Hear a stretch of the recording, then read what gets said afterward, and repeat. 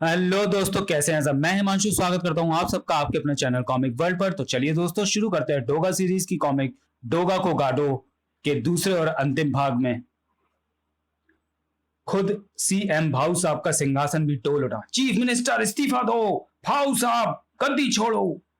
भाऊ साहब के चेहरे पर घुसपैठिया की दी जलन तो खत्म हो गई थी, मगर चिंता, परेशानी व आक्रोश की गहन रेखाएं प्रकट हो चुकी थी। लोगों ने पुलिस को गोलियां चलाते देखा है। वो नरसंहार पुलिस के हाथों हुआ है। मुझे जवाब दीजिए कमिश्नर साहब कि गोलियां किसके आदेश पर चलाई गई। ये साजिश है सर। पुलिस ने गोली नहीं चलाई। पुलिस को दंगाग्रस्त क्षेत्र से कुछ ही दूर एक सुनसान गली में 5 ऐसी लाशें मिली हैं जिनके शरीर पर पुलिस की वर्दियां थी, मगर पुलिस रिकॉर्ड के मुताबिक वे 5 लाशें शातिर बदमाशों की हैं। भीड़ पर गोलियां उन्होंने ही चलाई होंगी, मगर ऐसा उन्होंने क्यों किया, किसके इशारे पर किया, उन्हें किसने मार डाला, यह अभी रहस्य बना हुआ है सर। जिसके इशारे पर यह सब हुआ था उसके लिए कुछ भी रहस्य नहीं था। भाव साहब की राजनीति पर कलंक लग गया। अब जल्दी ही पार्टी अपना नया अध्यक्ष चुनेगी और वो नया अध्यक्ष होगा मेरा आदमी। लेकिन अभी बहुत कुछ होना बाकी था सर। कोई फोटोग्राफर आपसे फौरन मिलना चाहता है। उसका कहना है कि उसके पास आज हुए दंगों को लेकर एक महत्वपूर्ण चीज है। उसे फौरन अंदर भेजो। आने वाला शेट्टी था। हमारे पास वक्त बहुत कम है। कहो क्या कहना चाहते हो। मेरा नाम शेट्टी है सर। मैं एक प्रोफेशनल फोटोग्राफर हूं और मैं कहना नहीं सर, कुछ दिखाना चाहता हूं। शेट्टी ने अपने हाथ में थमा लिफाफा भाऊ साहब की ओर बढ़ा दिया। ये क्या है, आप खुद ही देख लें सर। और उस लिफाफे में से निकली वह तस्वीर देखकर भाऊ साहब की आंखें आश्चर्य के मारे बुरी तरह से चौड़ी हो गई। ये तो डोगा है और उस मूर्ति पर जूतों का हार पहना रहा है, जिसके कारण आज शहर में दंगा भड़क उठा। करोड़ों रुपए की संपत्ति स्वाहा हो गई है। 26 निर्दोष लोगों की जानें चली गई हैं। ओह गॉड, क्या यह खूनी हरकत डोगा ने की है? मगर हमने तो उसके बारे में कुछ और ही सुना है, बल्कि देखा भी है। नहीं नहीं, डोगा ऐसा घृणित काम नहीं कर सकता। यह तस्वीरें धोखा है, फ्रॉड है। लेकिन यह भी सच है कि ये तस्वीरें झूठ नहीं बोला करती। तस्वीरें भी कभी कभी झूठ बोला करती हैं सर। भाऊ साहब अवाक से शेट्टी का मुंह देखते रह गए। क्या मतलब? क्या यह तस्वीर झूठ बोल रही है? ना तो यह तस्वीर झूठ बोल रही है, ना ही वो सच है जो आप सोच रहे हैं। हकीकत यह है कि इस तस्वीर में डोगा इस मूर्ति के साथ कोई शर्मनाक और गलीज हरकत नहीं कर रहा, बल्कि वो पूरे शहर को उस आग में झुलसने से बचाना चाहता था जो एक पागल की पगलाना हरकत के कारण लगने वाली थी। शेट्टी वह सारी बातें भाऊ साहब को बताता चला गया। इस तस्वीर में डोगा भले ही एक पवित्र काम कर रहा है, मगर मैंने उसकी तस्वीर अपने प्रोफेशन के कारण उतारी है। यह तस्वीर आपको और आपकी साख को बचा सकती है भाऊ साहब। आज कुछ भ्रष्ट नेता हत्याओं का जिम्मेदार आपको मान रहे हैं। सारा शहर भी आपको ही गोली चलाने का दोषी मान रहा है। लेकिन अगर यह तस्वीर लोगों तक पहुंचा दी जाए तो आप दोष मुक्त हो जाएंगे। यह तस्वीर डोगा को इस सारे कांड का मुजरिम बना देगी। हालांकि उसके बाद डोगा नहीं बचेगा और शहर की जनता और पुलिस मिलकर डोगा को कुत्तों की तरह फाड़ खाएगी। वो तो यूं भी कानून की नजरों में अपराधी है, पर आप बच जाएंगे। आपको आज तक देश की जो आपने आज तक देश की जो निस्वार्थ सेवा की है उस पर कलंक नहीं लगने पाएगा। और इसी कारण ने मुझे इस तस्वीर सहित आपके पास आने पर विवश कर दिया है सर। अब निर्णय आपके हाथ में है। अगर आपको यह तस्वीर चाहिए तो आपको मुझे इसकी कीमत चुकानी पड़ेगी। कीमत बोलो। शेट्टी द्वारा मांगी गई कोई भी कीमत शायद कम थी। कीमत लेकर शेट्टी तो चला गया, मगर एक खलबली सी भाऊ साहब के मस्तिष्क में छोड़कर। हाँ, निर्णय सचमुच मेरे हाथ में है कि मैं खुद को बचाऊं या डोगा को। मगर अपनी जान बचाने के लिए क्या मुझे डोगा की बलि देनी होगी?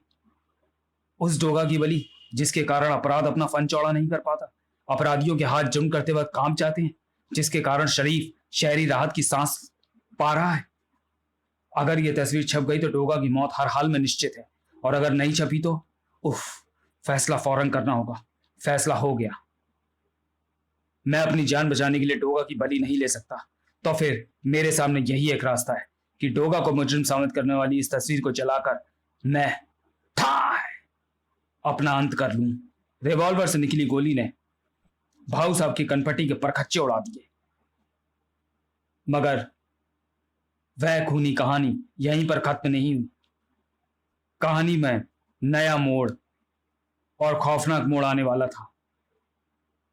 न जाने किसके हाथ ने वह जलती हुई तस्वीर उड़ाकर उसकी आग बुझा दी, और फिर गोली चलने की आवाज से एक सनसनीखेज हंगामा मचा। अंदर की हालत देखती दोनों गार्ड्स बुरी तरह से चीख पड़े, भाऊ साहब!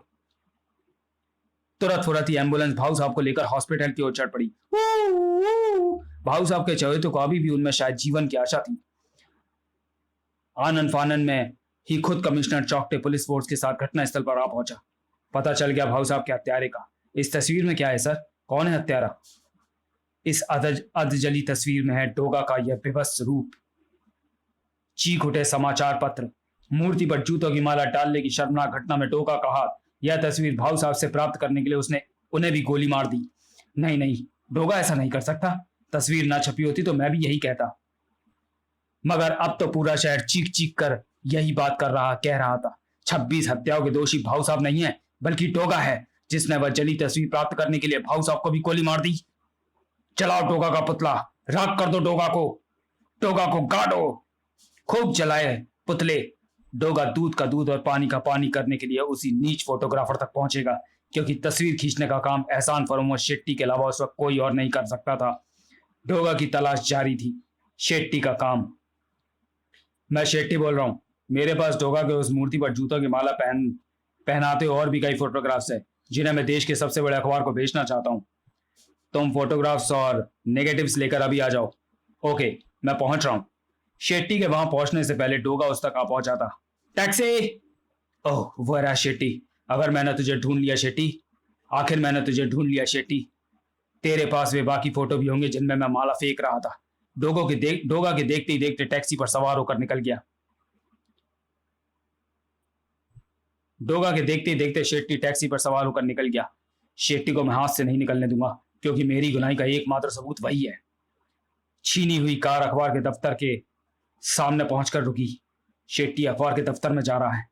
तुम्हारा नाम शेट्टी है? जाओ, एडिटर साहब तुम्हारा इंतजार कर रहे हैं। एडिटर का इंतजार जल्दी खत्म हुआ। फोटोग्राफ्स और नेगेटिव्स इस लिफाफे में। अब मेरी कीमत मुझे मिल जानी चाहिए। हाँ हाँ, क्यों नहीं। अरे सरकत का क्या मतलब है? तुम कौन हो? एडिटर साहब कहाँ है? मैं ही यहाँ का एडिटर हूँ, मुझे घुसपैठिया भी कहते हैं। मुझे तभी से उस फोटोग्राफर यानी तुम्हारी तलाश थी, जिस वक्त भाऊ साहब की लाश के पास पड़े उस जले हुए फोटो को ऐन वक्त पर पहुंचकर मैंने पूरा जलने से बचा लिया था। अब तुम जल्दी से मुझे बताओ कि ऐसे कितने और फोटोग्राफ्स तुम्हारे पास हैं।